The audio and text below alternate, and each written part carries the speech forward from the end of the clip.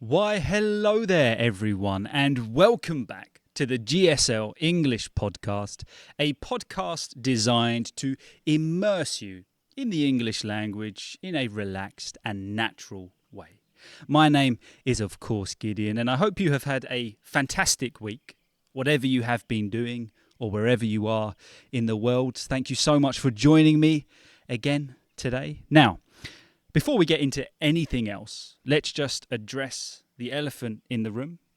If you had listened to previous episodes, you will know I've been traveling a little bit recently, and I'm currently in the Dominican Republic. So if you are watching this on YouTube, that is why I have the most spectacular background behind me. If you're listening on Spotify, let me just describe it. We've got palm trees. Oh, no, the other side. Palm trees, a lot of greenery. I'm hoping you can see the sea in the background. There's a few clouds, blue skies, and probably you can most likely see a British man sweating a lot, which will just get worse throughout the episode. So that's something we're just all going to have to accept. I'm not used to this. I am out of my climate. So yeah, if you are watching this and you choose to keep watching it, you will see me sweat. So if you don't want that, go and listen on Spotify. I highly recommend it because there's nothing I can do about it. The heat is relentless. There's no escape, but I can't complain. So yeah, that is why there is a different background. And I'm going to try and record a few episodes today.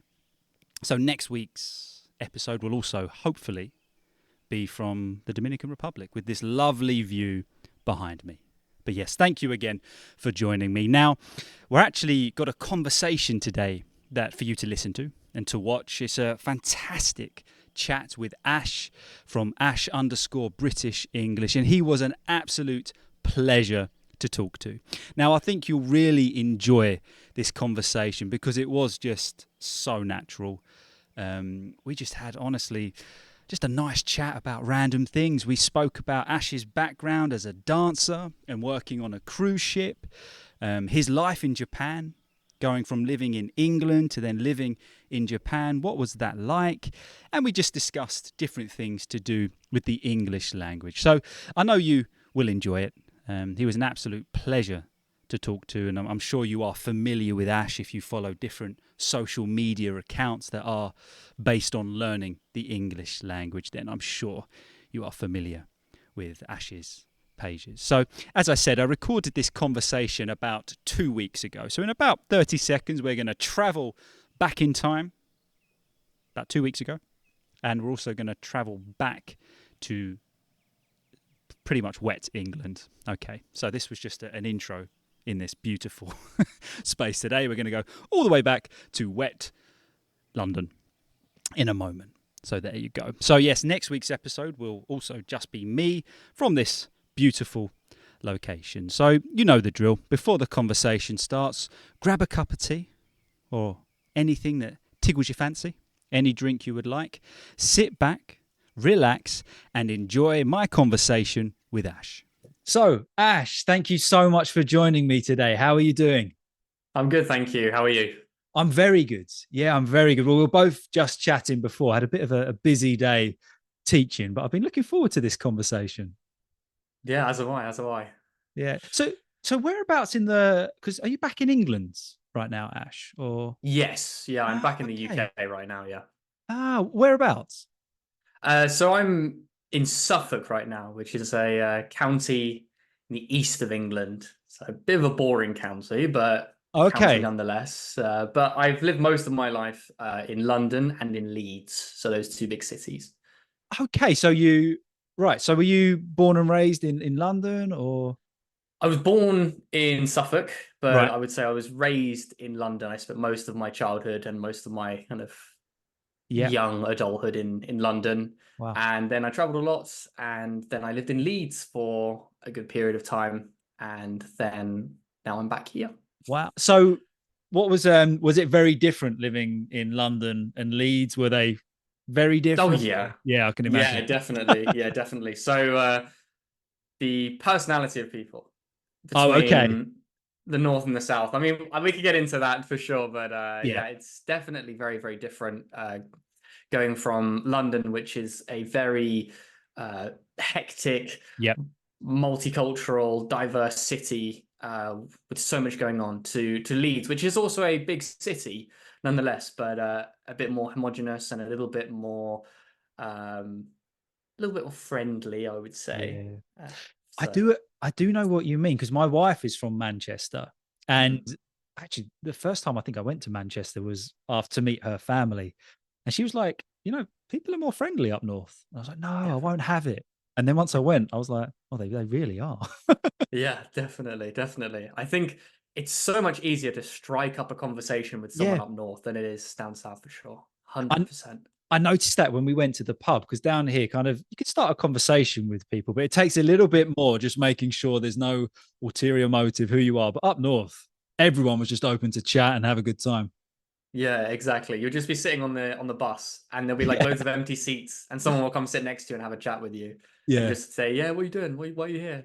And as soon as they notice that you have a southern accent, it's like, "What are you doing up here? Why are you here? Why are you not back in London or back in wherever you're from?" So, yeah, It's, it's good. It's nice. yeah. It's So, very so what, friendly. yeah, it really is. Yeah, I did like it when I went. What part of London were you living in then? I was living in West London. So Okay. I was living around Fulham and Chelsea Way and Okay. also Richmond area as well. Uh, So three very nice areas, to yeah. be honest. I was very, very lucky. And yeah, I have a lot of fond memories of those locations. They're very, very nice in the summer. West London Right. is gorgeous in the summer. It is, isn't it? I've not. I Mm. mean, I'm from the southeast, so I've not ventured too much that way. But I know when I have during Mhm. summer, it's got this real. I think kind of it's the quintessentially British Yeah. kind of feel. What people imagine Yeah. when they go to London is what they get in Mm. those areas. Yeah, 100%. Yeah, there's a lot of history, a lot Yeah. of amazing old architecture, and it does feel very proper, doesn't it, these That's areas? Definitely. Yeah, that's exactly it. Whereas I think sometimes when you go to central London, I was talking about this with someone the other day. I think people think, Mm. well, this isn't what I imagined. This isn't Yeah, what I had in mind. Um, yeah, but yeah, 100%. Yeah, central London is like the Las Vegas style of London, right? It's yeah, everything's a bit like crazy, a bit bombastic, a yeah, bit out there in your face. And then West London is a bit more of like the classical side of London, uh, yeah, where everything's a little bit proper and pristine, let's say. And then East London is where the modern aspect of London is. So you've got all the skyscrapers, you've got all of the businessmen, you've got yeah, all of the huge Fortune 500 companies, all of that sort of stuff, yeah, as well as the kind of more urban, Shoreditch area and these kind of places. So, yeah. And actually, I was in Brixton the other night for a mm, concert, and I tell you what, I haven't been there in quite a while, but it had a really great atmosphere. mm, It was just a really cool place to be. I hadn't been there in a yeah. long time. Yeah, there's a lot of new things popping up all the time. Yeah, And I think that's great about London is that you go to one area and then 3 years later you come back and it's so different. I mean, that does have its pros and cons, but for sure, there's a lot of uh, development and things are always evolving there. yeah. Definitely.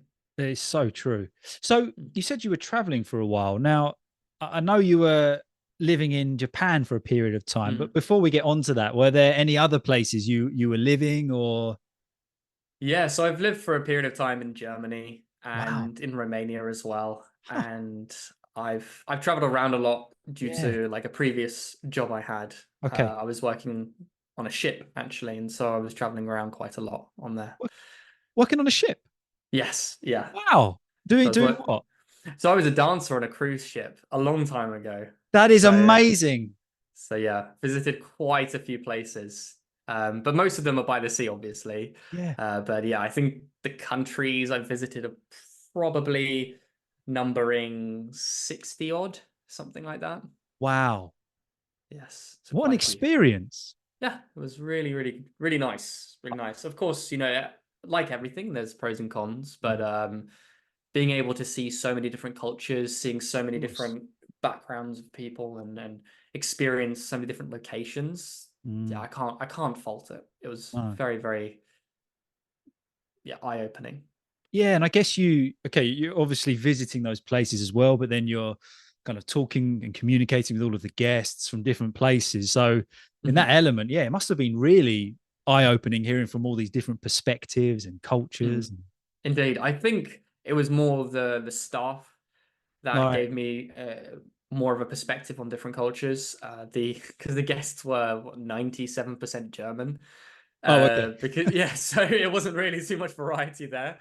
Yeah. But when it came to the amount of different backgrounds and cultures and nationalities on the ship, it was really incredible to be able to work with so many different people from so many different places across the globe. Wow. So would you do like a season on a ship and then move on to another? Yeah, so you generally do a season that's like maybe 6 months. So they just call them contracts. So it'd be a 6 months to maybe 8 month contract if it was a long one. And so you would go on board and you wouldn't get off for 8 months. Well, to go back home, really. You'd get off in the ports, but you wouldn't get, to go back home for the next 6 to 8 months. Did that take a bit of getting used to? So I've always lived away from my home because I went to boarding school when I was younger. So I lived away from home. So I wasn't too, let's say homesick. Yeah. But there are like luxuries, well, not really luxuries. They're like simple things that seem like a luxury on the ship. Being able to cook your own food. That's something that obviously you can't do on the ship. So, and just having the amount of privacy that you would in your own home, you don't quite have that working on a ship. So there are things you definitely miss.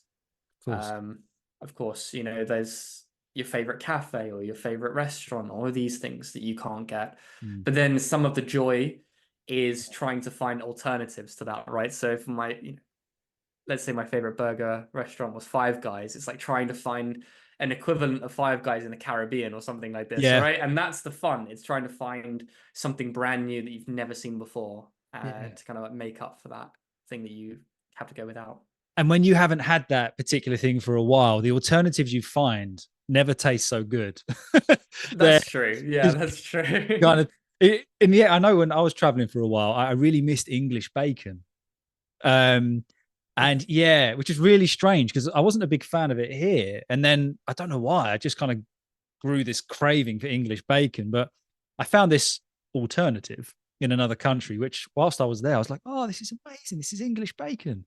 I came home and I realized that it was all just a lie. My brain had just programmed that was English bacon, but it certainly wasn't. You just tried to make the best of a poor situation, I think. It really was. It was cope. That was just cope. Yeah, probably wasn't even me. I mean, like, you do what you have to do, that's the thing. But I totally agree with you. Since when I first came to Japan and the time that I was there, and up until recently, obviously, when I came back, I was just craving good cheese. Nowhere does cheese like the UK.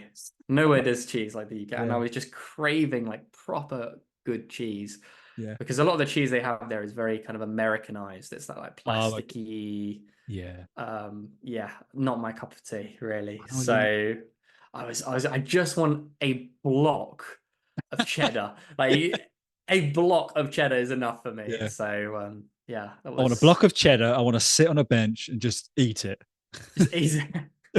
I was just craving like cheese and pickle sandwiches. Since I've been back, all I've had is cheese and pickle sandwiches for lunch for the past like a week and a half because I've just missed them so much. You know? And I was never that obsessed.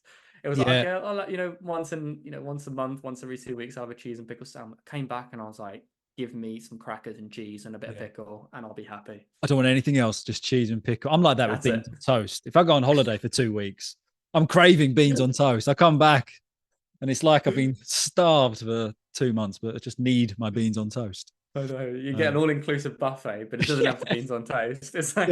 Well, it's a beautiful Italian cuisine, and I'm there thinking, I could really do beans on toast. I know. So before we kind of, because I really do want to talk to you about your life in Japan. It's interesting you mentioned a cruise ship, because I've got some friends at the moment that are saying, oh, Gid, we've got to go on a cruise together. They did one and they loved it. But part of me, I don't know. I'm not kind of sold on a cruise yet. But it is a great way to see other countries, and some of the cruise ships are incredible, aren't they? Yeah, they are. What are you worried about? That's what I'm curious about. What are you worried about? Why don't you want to go on a cruise don't know. I have this thought of just being on a boat. I know it sounds really weird for that long, just kind of weirds me out. Just freaks me out a little bit. I think what I would say to most people is, so a lot of people go to all-inclusive hotels, don't they? For holidays, especially people from the UK. They go to the all-inclusive hotels, and you don't have to leave the hotel at all. If you stay inside, buffet, whatever. That is a cruise ship, right? You wouldn't be going out any further than the gates of the hotel.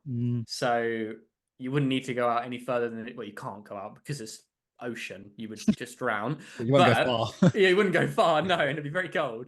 But the idea is that you've got everything there that you would need. Exactly the same things, if not more, because they understand that people can't get off, so they provide a bit more entertainment, and they have a lot of things going on. So I actually find it's more entertaining to be on a ship than it is to be in an all-inclusive restaurant, an all-inclusive hotel with an all-inclusive restaurant, etc. So that's one aspect of it. And the other aspect is you get to visit these places for like short little tasters. You get like 7 hours here, 6 hours here, and it's like the perfect amount of time to kind of establish, do I want to explore this place further, come back for an actual holiday or something like that. So just like when you go to a market and they offer out free samples, right? And then after you've had your free samples, you decide, okay, I want to go to this place. That's kind of the same thing as a cruise ship, in my opinion, is you get to try all of these different pieces of culture.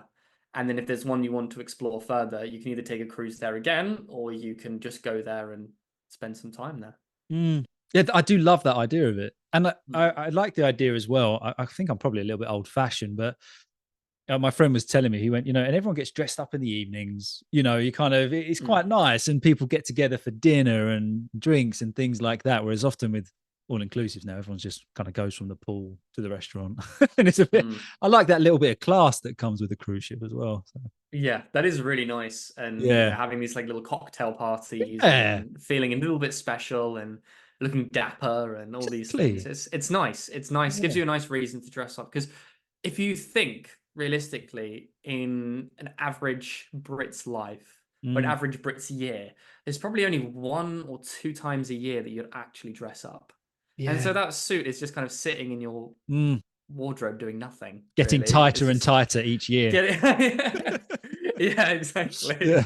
So it's nice to just, whip it out and actually get to feel a bit smart and, suave for an evening. Yeah, definitely. It's really, really lovely. Sold. I will let you know. If we book one, I will say, definitely. I'll let you know. Definitely. Very good. So I'm really intrigued to hear about your life in Japan. Just fascinated. So kind of how did that begin? Where did that start? Life in Japan.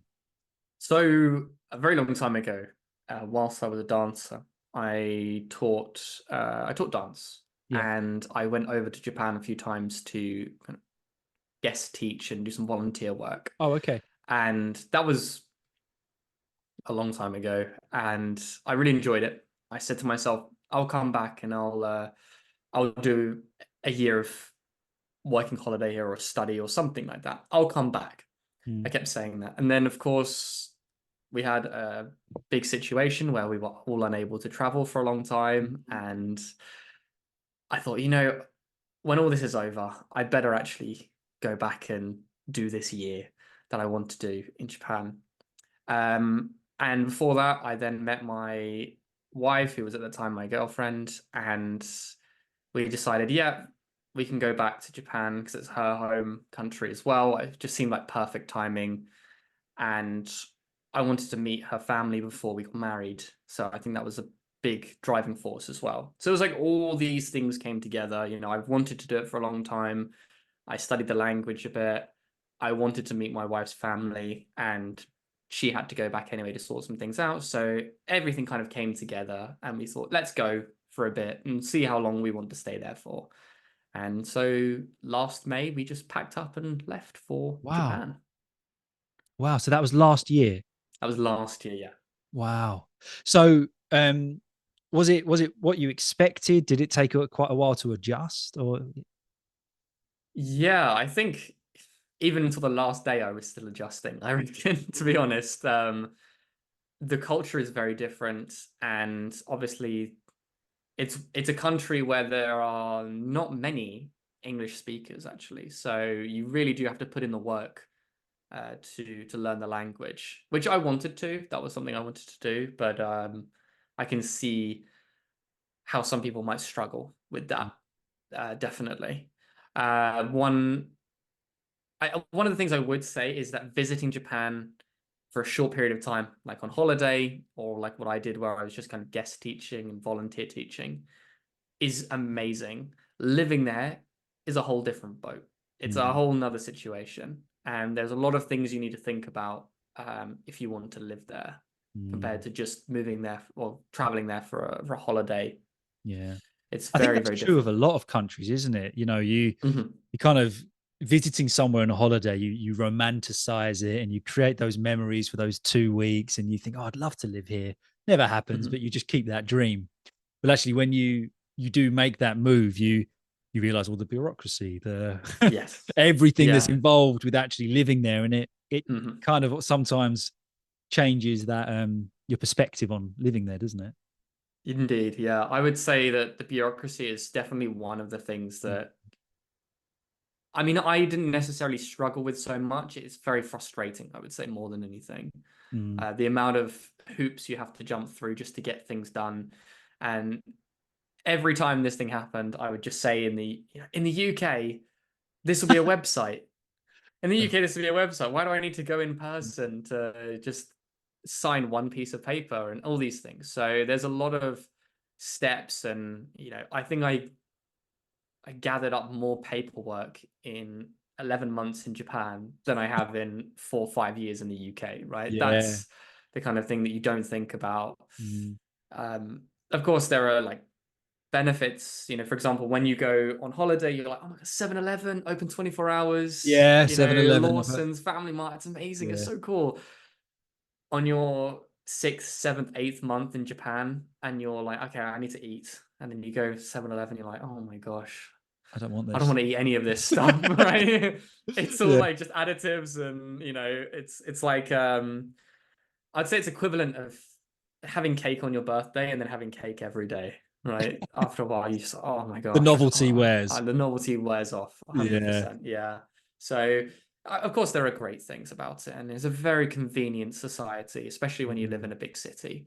Yeah. But I would say, in terms of making friendships and building kind of these close bonds with people, it takes a lot longer and it's very difficult.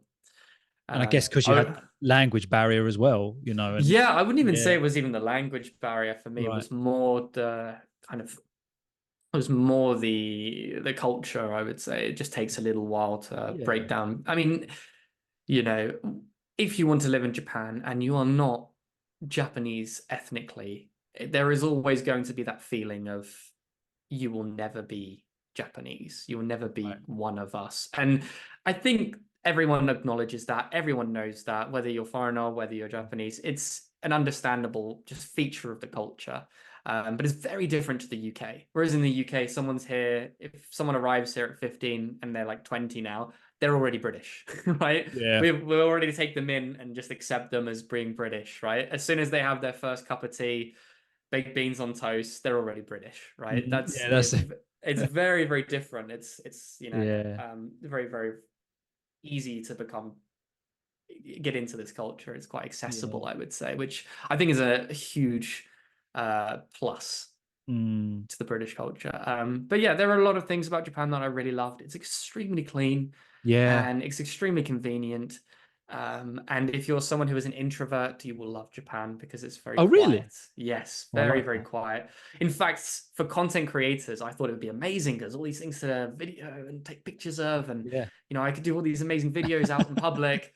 Oh my goodness, the amount of shame and embarrassment that you feel when you have to do a video in public.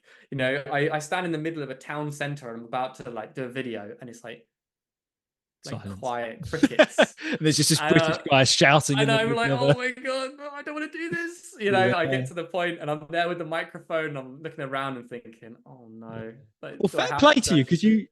I know exactly the reels of yours and the videos that you're talking about. I would never have guessed that behind that is this awful social anxiety of just silence and Yeah. just get Yeah. this done. Yeah. I think I think it's because as British people, we have a real feeling that we don't want to disturb or burden Yeah. people. We don't want to Make a cause a scene. fuss. Yeah, we don't want to Yeah. make a scene. We don't want to cause Yeah. a So true. ruckus, So true. right? And especially in the south of the UK, like that is like our motto is like, don't cause a scene, Yeah. right? But Don't cause it's any so, problems. I went out once to try and do it in public. I thought, I'm going to do it. I took my microphone, took my camera, I got it out. Catch, nope. Just, I got it out No, to yeah, record. Just got, no, not happening. Not doing it. I can't. no.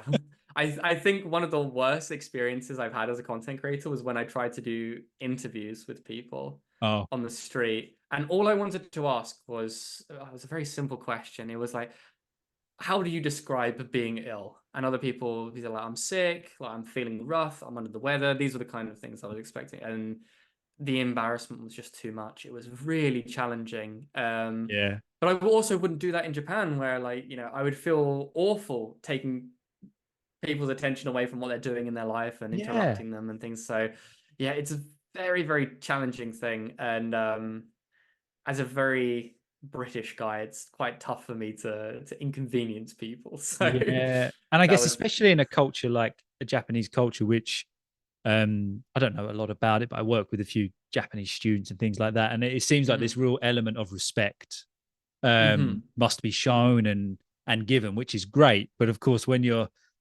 perhaps, doing something like that in public, mm. it could be seen as a little bit, I don't know, strange in that respect. Yes, yeah, definitely. And I think yeah, it's very easy to just, especially the way that I look, and if I'm in maybe a very, let's see, not rural area, but not in the center of Tokyo, like a bit further outside, it's very easy for me to draw attention to myself, which is Yeah. what not what I want to do. I want to make the video, Mm. and then get it all over and done with. So yeah, it was quite tough, I will be honest. And Yeah. it might not seem tough, but it was challenging, No, but it was. But I definitely. guess what a great experience as well, even though you're back in England now, to have it, Mm. everything comes with its challenges, doesn't it? But to kind of have that Mm. now, like in your story and spending time living in Japan, that's something so cool just to have within your life story. Definitely. Yeah, I think it was a great experience. And as I said, another eye opener really Yeah. into a different culture and a different way of living, way of life, really. I've learned a lot of things and I will take them with me for the rest of my life, to be honest. So that's already a plus in my books. That's it, true, isn't it? From any experience, whether it's good or bad or average, you learn something, uh, Mm, or you can exactly. take away something from anything. So, yeah. So, of Mm. course, at that time, you were still extremely busy with your social media and things like that. So, was where did that begin? Of course, going from a dancer to English teacher, how did that progress? So I've always loved teaching, Mm. and when I was teaching dance in Japan and in other countries as well, like Taiwan, I also found myself teaching English as well, really, Ah, because, of course. a lot of people want to learn English. They took my classes and they said, do your classes in English instead of Huh. in the Yeah. language that I was, Wow. trying to speak. So for me, that wasn't great because I was trying to learn the language, but for the students, it was fantastic for them because they were getting we say double whammy, right? They had Great both expression. the Yeah. dancing Yeah. and the English aspect of it. And a lot of people that I met wanted to speak English with me, so I would speak English with them. But I wanted to give back more than just conversation. So when I was speaking to new people, I would help them out with expressions or with, helping them with their grammar and things like that. And it was more of just a friendly thing. And I thought, well, I really enjoy this. It's really fulfilling.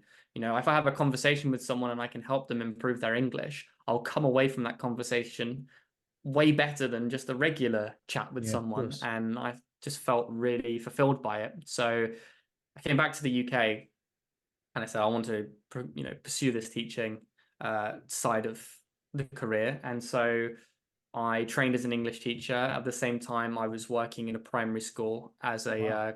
cover supervisor and doing other things as well. So that was a really fantastic Mm. experience for me. So and then I started working with SEND students. So that's like special educational needs students. Oh And that wow. was also very, very fulfilling. And I learned a lot of different ways to teach because let's say like the regular standard ways of teaching the curriculum might not necessarily work. And it really helped me to adapt my teaching styles based on the student. Throughout that time, as I said, I was training as an English teacher. I received my qualifications and I thought, you know what, let's go for it. Let's start teaching a little bit online. So I started posting a little bit. I wasn't really posting a lot on Instagram. It was actually on Hello Talk I was posting a lot. And Oh, I so, remember. Yeah, yeah, I remember yeah. them. Yeah. Yeah, so people thought, oh yeah, I like what you're posting. Can I have a conversation with you? And then so I went from kind of just having conversations with people to then doing lessons. And I did a lot of trial lessons to practice my teaching style of English. And I made a lot of material. And after that, I thought, I can actually do this properly and, worked up from there. And at a similar time, I then moved to working at Leeds University. Oh, okay. So I shifted over to there, and I was helping students, international students, how do I say, like integrate Yeah. into the Society. Yeah. societies and things like that. Yeah. Really, so I was working as part of the student educational service team there. So it was really, really great, and I got to meet so many new students that from other countries that came to the UK for a better chance, really, a better education, or learn and study the thing they want to study so that they can go on to be successful in whatever they wanted to do. And I was really happy to be a part of that. So I was helping them, and a couple of people said, hey, you're really good. You teach already a little bit online. You're helping us at the university. Like, why don't you help more people by making some videos? I said, okay, sure. So I started to post some videos online, and people seemed to like them. And so it kind of progressed from there. And Wow. then I took everything online, really, so that I could travel around and meet new people and work anywhere. So that's kind of the situation that I'm in now. That's how we ended up here. Your story is really interesting. And I'm actually I've done a few of these like interviews with people now, and I'm realizing that there's a common theme to those that are successful on social media through teaching English. It's the ones that started in this quite authentic way. It wasn't kind of forced or thought, right, I need something to do. I shall do social media. But like yourself and with a few others I've spoken to, the ones that just kind of organically merged into social media just through teaching, realizing they love it, they're the ones that have actually been successful, like yourself, because that's quite that was quite an authentic, just I guess, merge into the world of social media, wasn't it? Yeah, I think the success comes from the authenticity. I So agree. when people really see you for you, you can follow every single guru and every single piece of advice and things online about being successful on social media, but it all comes from your own passion, really. Yeah, And if you share something that you are passionate in with other people, they will become passionate about it too, really. They will exactly. share it in your passion. And Mm, I think a lot of people think it's just following a formula or exactly. teaching things that, people already know. And it's not about Mm, that. It's just about sharing passion. And that is the most authentic way you can really engage with people. And that's what yeah. gets results, really, I think.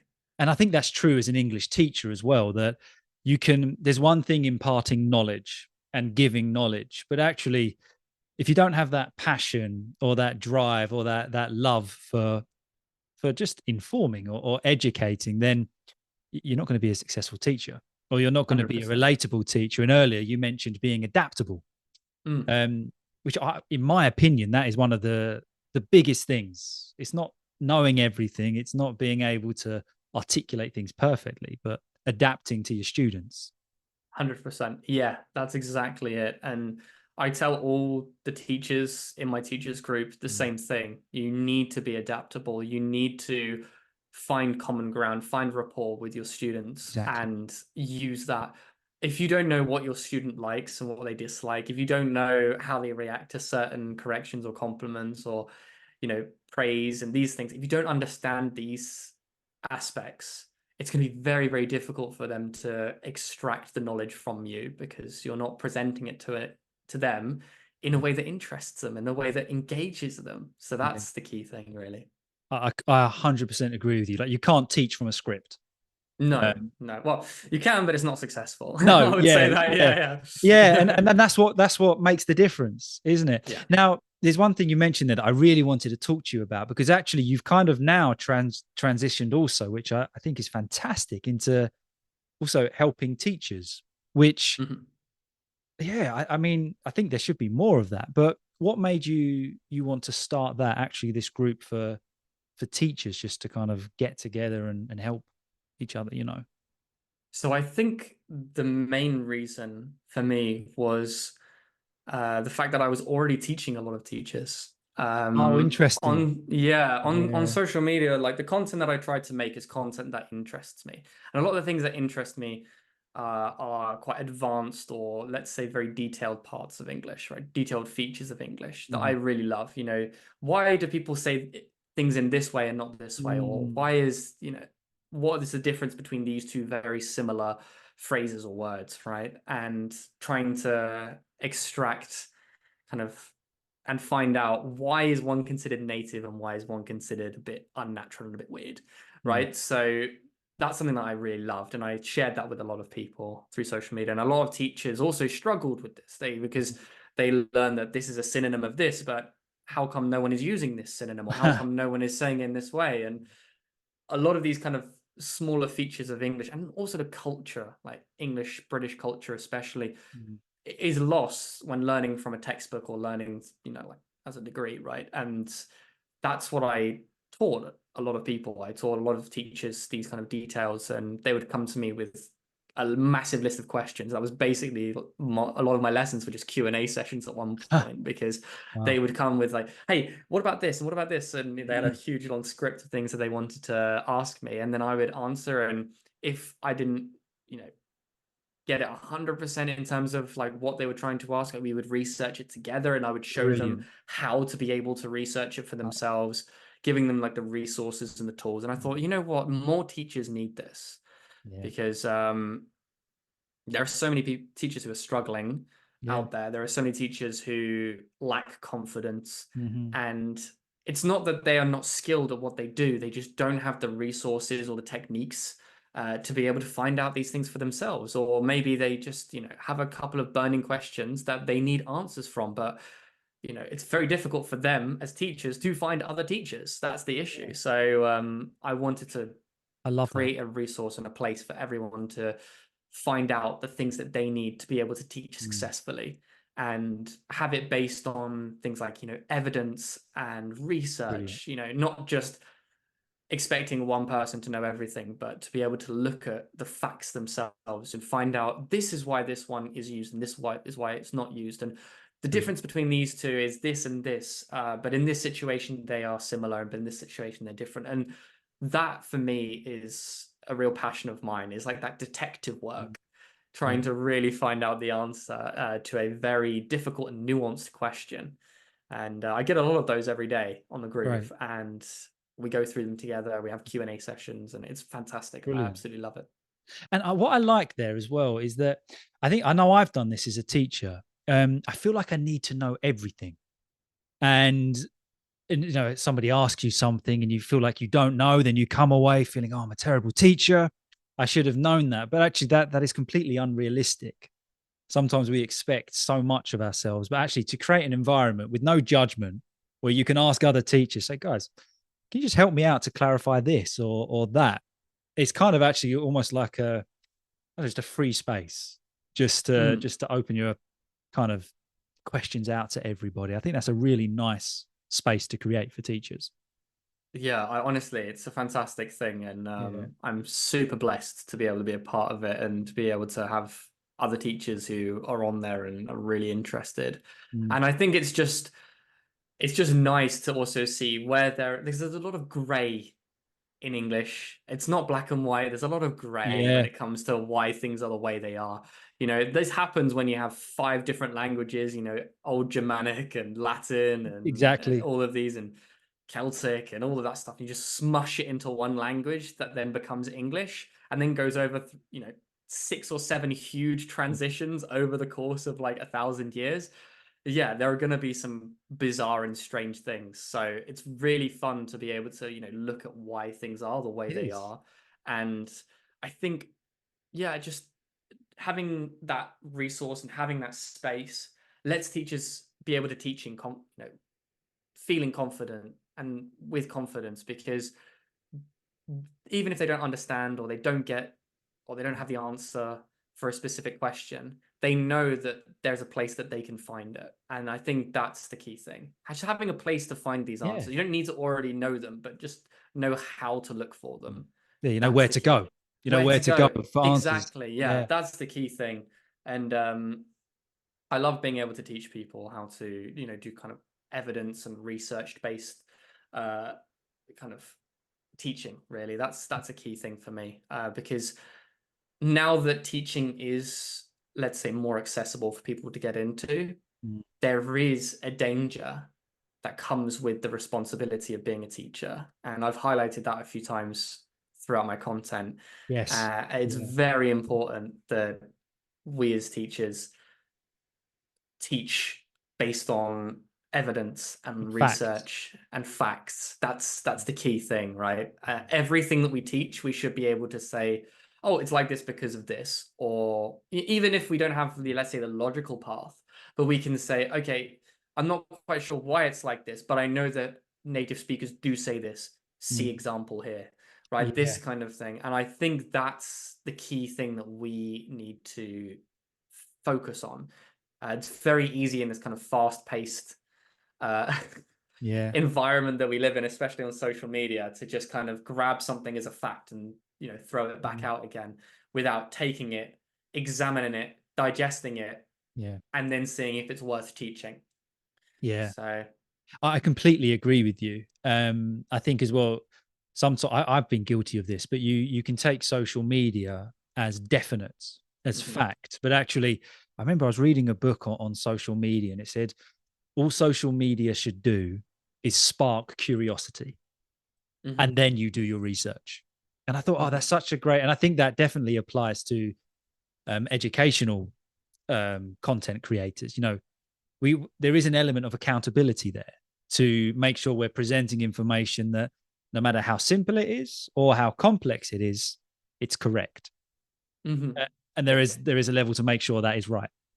100%. Yeah. I would also add clear and correct as Yes. well. Yeah. Yeah. Yeah. Because you can teach something correctly, but if it's not clear, and if it can be misinterpreted quite easily, then I think that's another thing that we have a lot of content creators on the group as well, on the teachers group, and that's something that some of them struggle with Mm. is explaining complex ideas about English in a very clear way, so that Mm. there's no confusion and no misunderstanding, and this is key, I think, and I think that's a really challenging skill for It English is. teachers, is to take something very confusing and simplify it without distorting it in any way.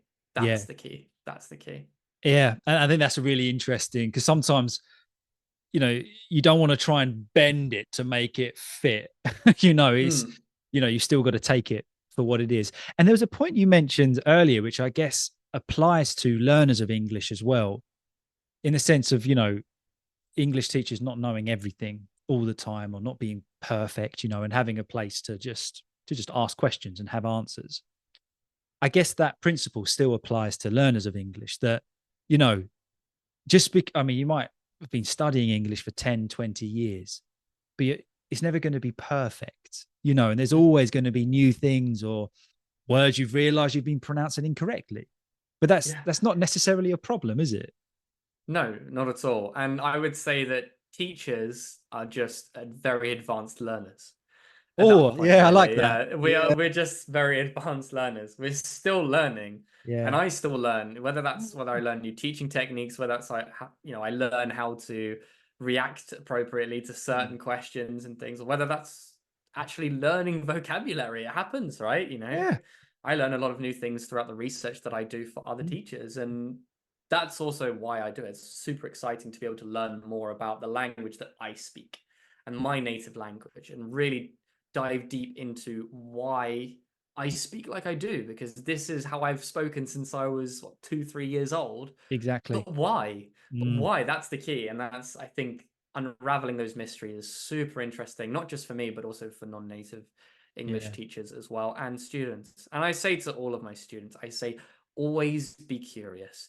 Don't take everything at face value. Take everything with a tiny grain of salt, as we say in English, a pinch of salt. So make sure that you are checking things over. Make sure that everything that you learn from a teacher, you're identifying, whether that's watching Netflix or whether that's, listening to an audiobook. Try and identify what your teacher has taught you out in the real world so that you can see for yourself that they're teaching you correctly and they've taught you something that's correct, right? And then that's kind of like the 3-step process that I try and go through with my students is, extract the information from me, so I teach the student, then identify the information within a different setting, within a different scenario. So not only do you believe me as a teacher, but you also believe the fact that this is actually ubiquitous and everyone speaks this way or uses this phrase or whatever it is, right? And then finally, output, of course, which is the most important, which everyone seems to forget, but you must use it afterwards. Exactly. So learn it, identify it, then use it. That's the 3-step process to learning language efficiently. That's brilliant advice. And I think sometimes that second step is the most difficult one because it's easy to take in the information, especially nowadays with how much is available. It's easier to speak, but to take that time when we live in a world where we just want everything kind of fed to us and given to us. I know for me particularly, taking that time actually just to sit down and then research that information to kind of put it into its own context within my life. I find that particularly, I was trying to learn Spanish for a while, but that was the difficult part. But actually, it's one of the most essential parts, giving what you learn personal context and personal application is essential. 100%. And native speakers do the same, but we kind of skip the learning part. Yes. Really, don't we? Yes. Yeah. When we are growing up, we identify and we listen to what other people are saying, and then we output that. So we just skip the learning section kind of. We do like half of it. We listen to it, but it's not specifically taught to us, let's say. So, but we do a lot of the identifying. When we're younger, that second part is the most important part. Once we hear, when you're a baby and you hear someone saying mum, mum, mum, mum, and then you pick it up because you've identified it. No one's teaching you, oh, by the way, this is the word for your mother. It's mum. You shall refer to me as mum now. Yeah, you will refer to me as mum now. Yeah. So it's not like that. It's, we witness other people using it and then we start using it. That's the key thing. And that's the same with everything, with memes, with trends on TikTok. Oh, wow, right? yeah. No one teaches you. No one says, oh, this is the trend you should be doing. Okay, there are a few channels that do this, but in general, okay, yeah, that's maybe not the best I know example. What you mean. Yeah. But, let's say, memes, for example, no one, no teacher is going around saying, you must use this meme. Like, no one says that. It's like you identify it in use and then you output it. And it's the same for any language. You should be, the teaching part is just adding to the identify, really. But it's the teaching, it's the identifying it, witnessing it, or listening to it, or whatever it is. And then the output. That's the key thing. Yeah, that's a really interesting point. I couldn't agree with you more. Honestly, I've just looked at the time. Time's going really quick. And I did want to ask you, going back to moving back to England and the UK, what are you loving about being back? I know you haven't been back for too long, but is there anything you just thought, I don't know, whether it's a food or a place or anything in particular? The pub. Oh, yeah. Okay. It's nice to be back. Yeah, I went out this Sunday for a roast. Nice roast dinner. Great. And I thought, I've missed this. Sitting in a pub garden, sun shining, with a nice roast dinner, massive Yorkshire pud, and a nice pint of IPA. And I couldn't ask for anything more in that moment in time. It was absolutely gorgeous. I think, British summer is something I've really missed because summer in Japan is very hot and very humid, and it's not really that comfortable. Actually, it's more comfortable to be inside. And if I think, wow, I spent most of the summer inside, that's kind of sad is how I felt. But, for them, let's say March, April, May time is the time when they spend most time outside, because that's kind of cool and fairly warm. But yeah, in the summer, most people are inside in the aircon, and it's nice being in the UK and going out and seeing people just in the park having picnics. And summer in the UK is a vibe that you cannot get anywhere else. I completely agree with you. I mean, I love traveling, and I mean, there's some incredible places around the world, but whether it's just because I'm biased or it's what I know, but I don't think there's anything better than England on a nice summer's afternoon. I was in London on Friday walking through Hyde Park with my wife. The sun was out. There was all these families in the parks having ice creams and just relaxing. And we both said, I don't think I'd rather be anywhere else right now. This is just absolutely lovely. We were just having this really nice walk, smiles on our faces. And we did end up at a pub, yes, in the pub garden. And everyone, the music playing, everyone's chilling. It was great. Yeah, it's bliss. It's bliss. And I think that makes up for the fact that the rest of the 70% of the year that we are it's cold and miserable and horrid. I think it makes up for that. So I think it does. Definitely. Definitely. So one thing I've been surprised at recently just is the lack of pork scratchings in a pub. I don't know if you're ever a fan of pork scratchings, right? But next time you go to a pub, try asking for them. And I don't know if it's just me, but there seems to be less and less pubs offering pork scratchings. I don't know. I never used to ask for pork scratchings. I was definitely a packet of crisps guy, or maybe even some peanuts or something like that. But what flavor crisps? What flavor? Salt and vinegar. Always. Oh yeah. There is only one. Salt and vinegar. There's only one. Well, okay, no, my true answer to that would be pickled onion Monster Munch, but underneath that, let's say like generic that is available everywhere would be a salt and vinegar packet of crisps, which they don't have in a lot of countries. A lot of countries don't have salt and vinegar crisps, so that's always my challenge, is to find a packet of crisps that is as similar or as close to salt and vinegar as I can. Yeah. So although we were in Tesco the other day and I wanted to get a large pack of salt and vinegar Pringles. They didn't sell salt and vinegar Pringles. I did even ask at the counter. Said, "Oh, sorry, it must be a mistake, but you haven't got salt and vinegar Pringles in. They must be out the back." And they said, "No, we haven't got any." I was pretty disgusted. Yeah, I think I would say that salt and vinegar Pringles are quite far down on my list of salt and vinegar brands that I would choose. So what's up there for you? Top is Waitrose, actually. If you've ever had Waitrose own brand salt and vinegar crisps, they are lush. The crisp on them, the perfect crunch, not too much, but not too little. It's ideal. Yeah, I think the issue, this is another issue of like being on a ship, is that the kind of snacks that you can get on the ship are limited. So imagine if you could only get snacks from a pub, and that kind of array of snack choices that you have. And Pringles were like a staple on that ship. Okay. And so since then, I just don't eat Pringles. You were Pringled out. I was Pringled out. I've eaten enough Pringles for a lifetime, and I don't have Pringles anymore. So if I see any ready salted Pringles at a party, like, they are just being left in the corner, because they are. I'm done. I've had enough for a lifetime. Even the name Pringle gives you PTSD. You're just like, no. I can't do this.